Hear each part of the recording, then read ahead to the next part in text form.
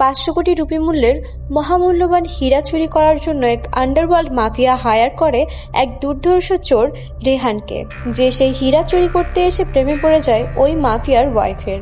আর একটা পর্যায়ে কিভাবে সেই মাফিয়াকে ঠকিয়ে তারা দুইজন সেই হীরা নিয়ে সেখান থেকে পালাবে সেই প্ল্যানই কষতে থাকে। কিন্তু অন্যদিকে সেটা জানতে পেরে গেলে সেই আন্ডারওয়ার্ল্ড মাফিয়া তাদের কি করবে, আর আরেকদিকে তো পুলিশ রয়েছেই। তাই তাদের সবাইকে তকমা দিয়ে তারা কি সেই হীরাটা আদৌ হাসিল করতে পেরেছিল কিনা সেটাই দেখব আজকের গল্পে। তো চলুন কথা না বাড়িয়ে শুরু করা যাক জুয়েল থিফ আজকের মুভিটি। তো কাহিনীর শুরুতেই আমাদের দেখানো হয় রাজন অলোক নামের একজন মানুষ একটা পেইন্টিংকে অকশনে রেখেছে, আর সেটার মূল্য অনেক। কিন্তু তাকে এই কাজটা করার দরকার পড়েছে এই কারণেই যে তার ব্যাংক অ্যাকাউন্টের কিছু ডিটেলস ইন্টারপোলে লিক হয়ে গিয়েছে। তার কারণে তার ব্যাংক অ্যাকাউন্টকে ফ্রিজ করে দেওয়া হয়েছে, যেখানে 200 কোটি পরিমাণ টাকা রয়েছিল। কিন্তু সে এটা এখন ইউজ করতে পারছে না, তাই এই বেশ কিমতি পেইন্টিং তাকে অকশনে রাখতে হয়েছে।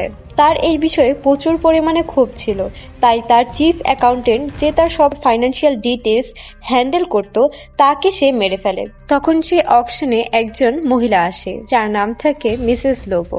তিনি আসলে একটা মিউজিয়ামের মালিক ছিলেন এবং তিনি রাজনকে অফার করেন যে এই পেইন্টিংটা সে কিনে নিবে এবং তার মিউজিয়ামে সেটাকে স্থাপন করবে। কিন্তু সেখানে একটা মহামূল্যবান ডায়মন্ড আসতে চলেছে, যেটার নাম হচ্ছে রেডসন, এবং সেইটাকে প্রতিস্থাপিত করে মূলত এই পেইন্টিংটা সেখানে রাখা হবে।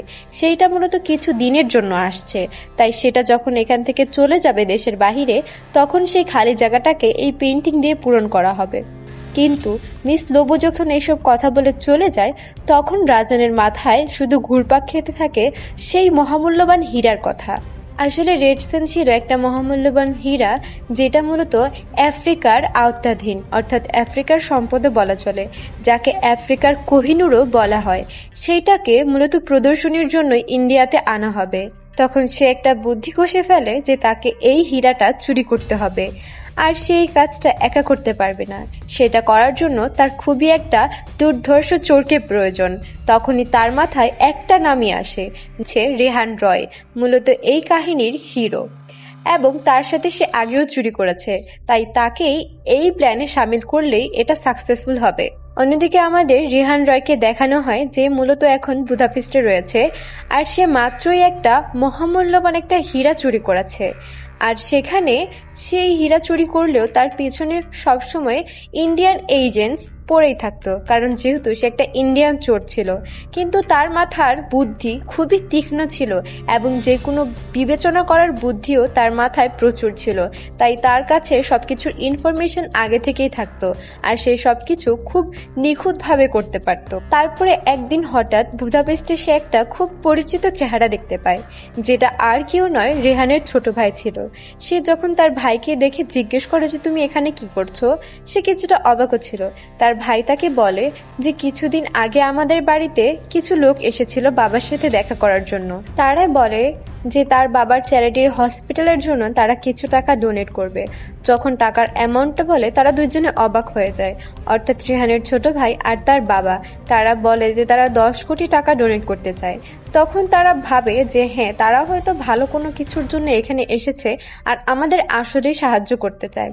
তখন রেহানের ছোট ভাই আর তার বাবা রাজি হয়ে যায় আর অ্যাকাউন্ট নাম্বারটা দিয়ে দেয়, যার কারণে টাকাটা তারা সেই অ্যাকাউন্টে ট্রান্সফার করে দেয়। কিন্তু তখনই সেখানে রাজন তার ছোট ভাইকে বলে যে আসলে সেই অ্যাকাউন্টটা বেনামি, আর যে টাকাটা ট্রান্সফার করা হয়েছে সেই টাকাটা মূলত পিওর ব্ল্যাক মানি। যদি এটা তারা ইনকাম ট্যাক্স অফিসার অথবা অন্য কোনো সরকারি লোকদের কাছে জানিয়ে দেয়, তাহলেই তাদেরকে এখন ধরে ফেলা হবে, আর তার বাবার মাথায় চোরের ট্যাগ পড়ে যাবে যে সে ব্ল্যাক মানিকে হোয়াইট করার জন্য নিজের অ্যাকাউন্টে এতগুলো টাকা রেখেছে। তারপরে তার ছোট ভাই খুব ভয় পেয়ে যায়, কারণ তার বাবা তার পুরো জীবনে একটা জিনিসকে ঘৃণা করত, সেটা হচ্ছে এই চোরের ট্যাগটাকে। তারপরে আমাদেরকে রেহানের ফ্যামিলির হিস্ট্রি শোনানো হয়, যেখানে আমরা জানতে পারি রেহানের বাবা আসলে একজন ডক্টর ছিলেন এবং তিনি মানব সেবা করার দরুন মানুষের কাছ থেকে টাকা কম পরিমাণে নিয়ে, খুবই স্বল্প পরিমাণে নিয়ে মানুষের চিকিৎসা করে দিতেন। কিন্তু একটা পর্যায়ে দেখা যায় যে রেহানের মা অসুস্থ হয়ে যায়, আর টাকার কমতির কারণে তার চিকিৎসা তারা করতে পারে না আর তাকে বাঁচাতে পারে না। তখন তার মা মারা যাওয়ার পরেই রেহান চুরি করা শুরু করে, এবং যখন তার বাবা এই জিনিসটা জানতে পারে তখন রেহানকে বাসা থেকে বের করে দেয় আর তাকে তেজ্য করে দেওয়া হয়। এরপরে থেকেই রেহান বিভিন্ন জায়গায় ঘুরে বেড়াতো আর চুরি করত। আর এই কাজটা মূলত করেছে রাজান, যে এই টাকাটা সাপ্লাই করেছে তার বাবার অ্যাকাউন্টে, যাতে রেহান দেশে চলে আসে। কারণ সে জানে যে তার বাবার উপরে যদি কোনো রকম এইরকম ট্যাক্স সে লাগতে দেখে তাহলে কখনোই সে চুপ করে বসে থাকবে না। যদি রেহান ইন্ডিয়াতে ফিরে আসে তাহলেই তাকে দেশে চুরিটা করাতে পারবে, তাই মূলত সে এই প্ল্যানটা করেছে। এখন রেহান দেশে যেতে চাচ্ছিল, কিন্তু কোনো মতে সে দেশে তার রিয়েল আইডেন্টিটি দিয়ে যেতে পারবে না, কারণ যেহেতু সে চোর ছিল আর মোস্ট ওয়ান্টেড ছিল, তার পিছে অলওয়েজ কোনো একটা ফোর্স, অর্থাৎ ইন্ডিয়ান ফোর্স অথবা অন্য দেশের ফোর্স সবাই পড়েছিল এবং তাকে খুঁজছিল। এখন রেহান ভাবছিল সে কিভাবে যাবে দেশে। তারপরে তার মাথায় একটা আইডিয়া আসে। সে ওইখানের যে এজেন্টস থাকে, অর্থাৎ ইন্ডিয়ান এজেন্টস, তাদের কাছে গিয়ে সারেন্ডার করে দেয় এবং তাদের কাছে সে নত স্বীকার করে। তারপরে সেই দুইজন তাদের যে হেড থাকে তাকে কল দিয়ে বলে যে সবচেয়ে মোস্ট ওয়ান্টেড চোর যাকে ধরার জন্য আমরা বসেছিলাম সে সারেন্ডার করেছে। তারপর তার হেড তাদেরকে আদেশ দেয় যেন তারা সেই রেহানকে নিয়ে দেশে ফিরে আসে। আর তারা ওইরকম করেই রেহানকে নিয়ে দেশে যাওয়ার জন্য বেরিয়ে পড়ে। যখন তারা এয়ারপোর্টে ছিল তখন রেহান দুইজনের হাতে ট্রাইসোলাম প্যাচ লাগিয়ে দেয়, যার কারণে তারা একটু পরেই ঘুমিয়ে পড়বে।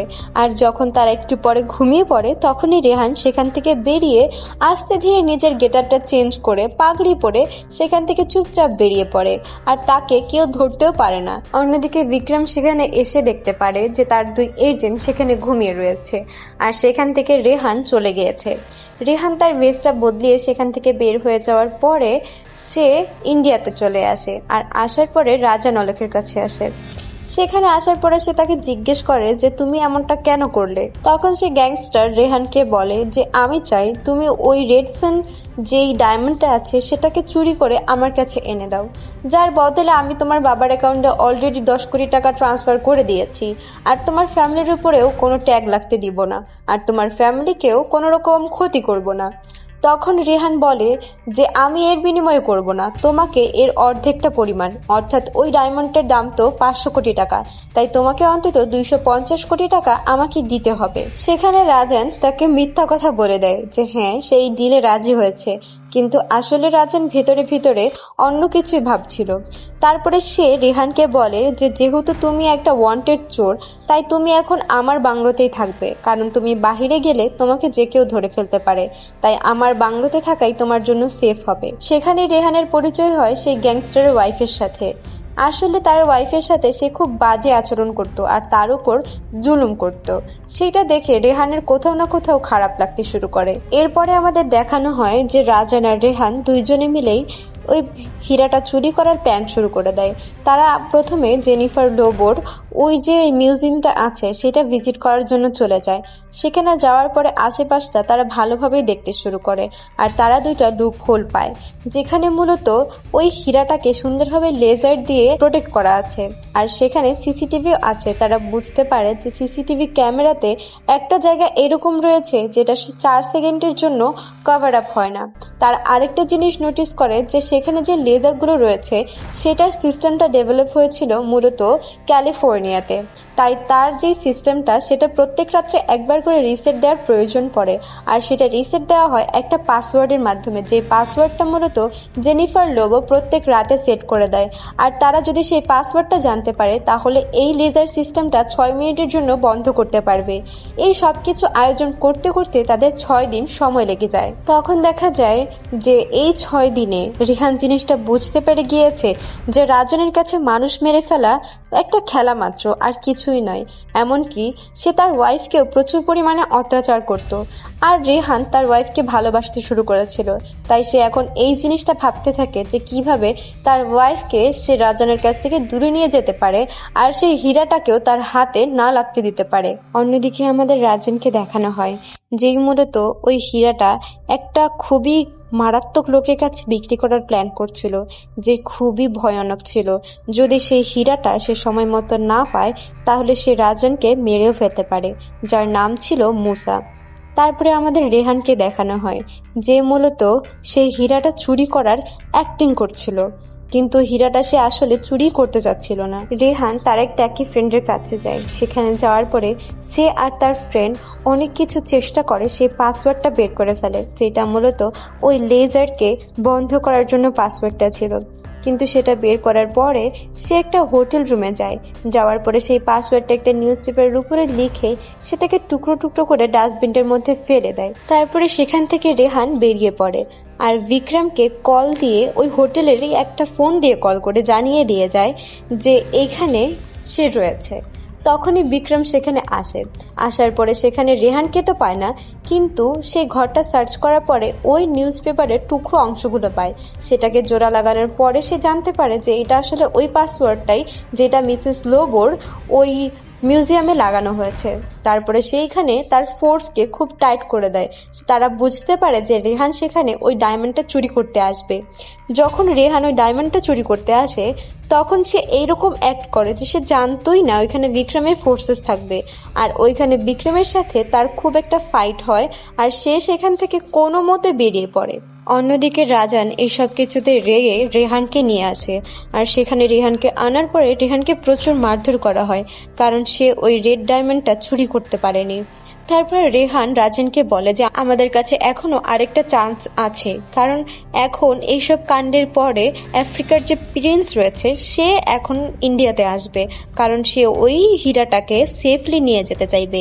তখনই আমরা তার কাছ থেকে সেটাকে চুরি করতে পারবো। সে যে প্লেনে করে যাবে সেটাকে আমরা হাইজ্যাক করে ফেলবো, আর সেখানে আমাদের একটা এয়ার হোস্টেসের প্রয়োজন হবে যে আমাদের দলেই থাকবে। সেই প্লেন থেকে আমরা ওই হীরাটাকে চুরি করে নিয়ে ওই প্লেনটাকে অন্য জায়গায় ল্যান্ড করিয়ে ওই হীরাটা মুসার কাছে পৌঁছে দিব, তাহলে আমাদের প্ল্যান সাকসেসফুল হয়ে যাবে। রাজান তার কথা এগ্রি করে যায়।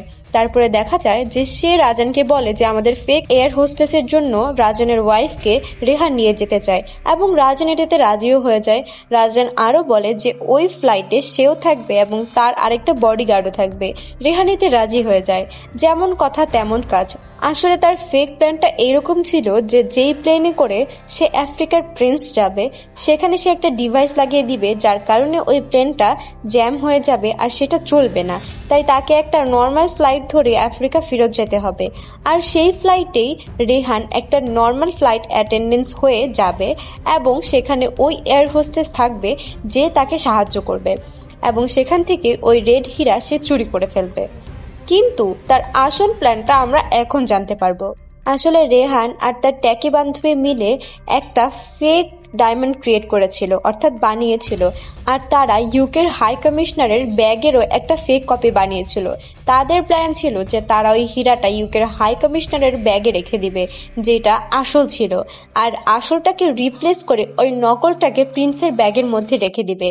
তাই হীরাটা খুব সহজেই সিকিউরিটি সিস্টেম পার করে ইউকেতে চলে যেতে পারবে, আর অন্যদিকে ফেক হীরাটা ওই প্রিন্সের কাছে থাকবে আর সেটাকে সেখান থেকে চুরি করে সে রাজানের কাছে দিয়ে দিবে।